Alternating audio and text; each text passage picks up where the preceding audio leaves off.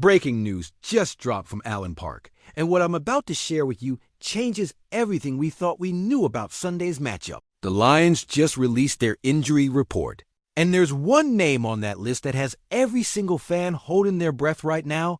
I'm talking about a situation that could reshape our entire defensive game plan heading into Week 12. And trust me, you're going to want to hear every single detail I've uncovered about this developing story. This is Lions News Fan Report, your home for the most up-to-date news, insider rumors, and deep analysis on our beloved Detroit Lions. What I'm about to break down for you goes way beyond just another injury update. This is about understanding the ripple effects, the strategic implications, and what it really means for our championship aspirations. So stick with me through this entire breakdown, because the details I'm sharing at the end will completely change how you see Sunday's game against the Giants. Let me set the stage for you. The Lions held a walkthrough today instead of their regular practice, and when that estimated injury report came out, it was lengthy. 13 players. 13 names listed as either limited or non-participants. Now, I know what you're thinking. Walkthrough estimates aren't always the most accurate predictor of game day availability, and you're absolutely right.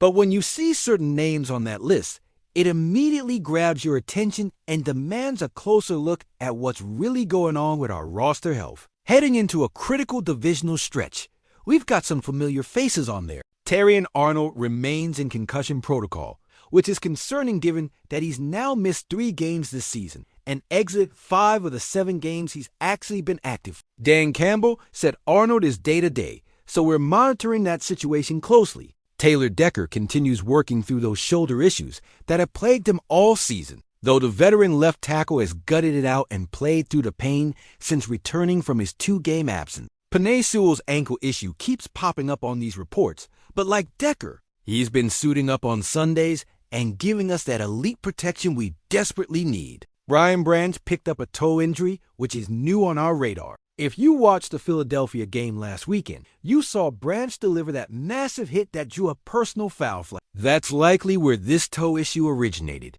Campbell sounded optimistic about Branch's status when asked after the walkthrough, which is encouraging news for our secondary. Branch has been absolutely instrumental in our defensive success this year, and losing him will create a significant void in our coverage schemes. On the positive side, we're seeing some encouraging progress on the return front. DJ Reed looks increasingly likely to make his comeback this week after missing time since that Week 4 matchup against Cleveland. Campbell specifically mentioned that Reed looks pretty positive, and they're planning to give him a full week of work to evaluate his readiness. Malcolm Rodriguez was activated from the physically unable to perform list and logged a full participation in today's walkthrough. Campbell noted that Reed and Rodriguez are at the top of the list for players closest to returning, which adds some much-needed depth to our defensive unit. Marcus Davenport continues working within his 21-day return window, and Campbell mentioned he's getting better, though we're still waiting for that final clearance. Josh Pascal is dealing with a back issue and was estimated as limited, while we've got several offensive linemen managing various ailments. Graham Glasgow with his knee, Tate Ratledge also dealing with a knee problem, and rookie Miles Frazier, who was actually a full participant despite his knee injury that cost him all of training camp and the preseason. These offensive line concerns are particularly noteworthy given the struggles we've seen up front in recent weeks. But here's where we need to focus our attention, and this is the heart of what today's report is really about. Among all those names, among all those various injuries and return timelines, there's one player whose status has massive implications for how our defense operates on Sunday. We're talking about a player who's been absolutely critical to our defensive identity this season. Someone who's made game-changing plays week after week and become one of the most reliable pieces of our secondary. Kirby Joseph was listed as a non-participant in today's walkthrough due to a knee injury. Let that sink in for a moment. Our ball-hawking safety, the guy who's been creating turnovers and making crucial plays in the back end of our defense, is dealing with a knee issue that kept him off the field entirely during today's session. Now, before anyone panics, let's put this in proper context and break down exactly what this means and what we should expect moving forward. First, the timing of this injury report is important. Wednesday walkthroughs are notoriously conservative, especially for a team that's managing a long injury list like we are right now. The coaching staff is being smart about preserving players' health while still preparing for Sunday's game against the Giants. Joseph's non-participation doesn't automatically mean he's in serious jeopardy of missing the game, but it does raise legitimate questions about his availability and, more importantly, his effectiveness if he does suit up. Joseph has been phenomenal for us this season. His instincts, his ball skills, his ability to read quarterbacks and jump routes have made him one of the most impactful safeties in the entire league.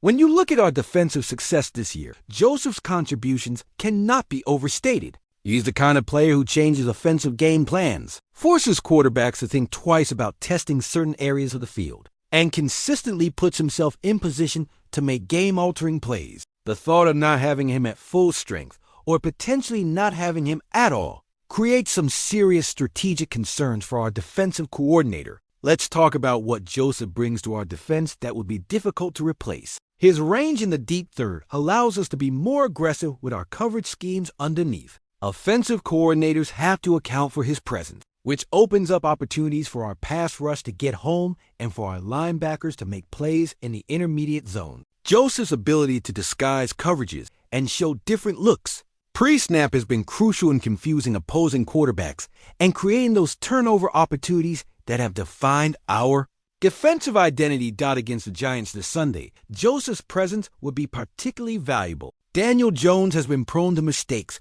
when pressured into quick decisions, and having a safety with Joseph's instincts roaming the back end could absolutely lead to game-changing turnover. The Giants' receiving cores, while talented, can be exploited by a smart, aggressive safety who knows how to bait quarterbacks into bad throws. Joseph is exactly that type of player, and his potential absence or limitation would force us to adjust our defensive approach significantly. Now, here's where I want to inject some much-needed optimism into this conversation.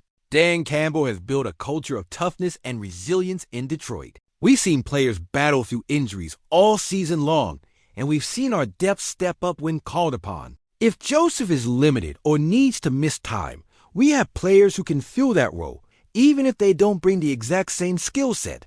The beauty of our defensive scheme is its flexibility, and our coaching staff has shown time and again that they can adapt to personnel challenges. Moreover, Wednesday injury reports, especially walkthrough estimates, often look worse than the reality of the situation. Players get veteran rest days, minor issues get magnified on paper, and by the time Friday rolls around, we usually see significant improvement in participation levels. I'm optimistic that Joseph's knee issue is more precautionary than serious, and that by game day, he'll be ready to go and make his impact felt against the Giants. The broader context of this injury report also deserves attention. 13 players appearing on an injury report in late November is concerning from a depth perspective, but it's also somewhat expected given the physical nature of this sport and where we are in the season. Every team in the league is dealing with banged-up players and managing health concerns. The key is how well you manage these situations, how effectively your medical staff can get players ready for game day, and how resilient your roster depth proves to be when tested. Campbell's comments about feeling good regarding certain players' statuses this week suggest that the coaching staff isn't panicking about these injuries. They've navigated challenging injury situations all season, from the offensive line shuffling to the secondary rotations, and they've continued to win games and stay in the hunt for playoff positioning. That track record should give us confidence that they'll manage the situation effectively as well. Looking at the strategic implications for Sunday's game, even if Joseph is limited or needs to play through some discomfort, having him on the field in any capacity is better than not having him at all. His football intelligence and instincts can still impact the game even if he's not at 100% physically. We've seen countless examples throughout NFL history of players making crucial plays while dealing with injuries, and Joseph strikes me as the type of competitor who will do everything possible to be available for his team. The Giants present a winnable matchup for us, and this game is crucial for maintaining our position in the playoff race. With the over-under set at 49.5 points, there's an expectation of offensive production from both sides. Our defense will need to create those momentum-shifting plays that have characterized our best performances this season, and Joseph has been central to making those plays happen. Whether it's a timely interception, a forced fumble, or simply being in position to prevent a big play, Joseph's impact goes beyond what shows up in the stat sheet dot. As we look ahead to the rest of the week, Thursday and Friday's practice reports will give us much clearer insight into Joseph's actual availability and health status. If we see him return to limited participation Thursday and then log a full practice Friday, that will be an excellent sign that he'll be ready to roll on Sunday. Even if he carries a questionable tag into the weekend, there's a strong likelihood he finds a way to suit up and contribute. The medical staff in Detroit has done an outstanding job all season managing player health and getting guys ready for game day. They understand the importance of every game at this stage of the season, but they also know the value of long-term health and not risking further injury by rushing players back prematurely. It's a delicate balance, and I trust that they'll make the right decision regarding Joseph's status based on what's best for both the player and the team. Even if some guys are less than 100%, this team has shown the ability to overcome adversity